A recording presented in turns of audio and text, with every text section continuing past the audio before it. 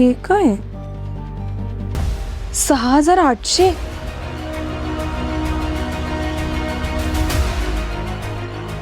पाच हजार?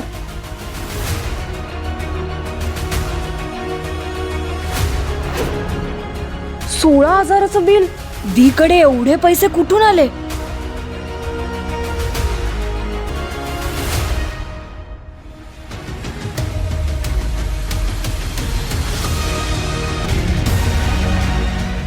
ही तर प्रतापराव नरसिंगची चिठ्ठी आहे. म्हणजे दीने या माणसाला भेटण्यासाठी शॉपिंग केले आणि ती बाबाला मिळालेल्या ऍडव्हान्स पैशातून.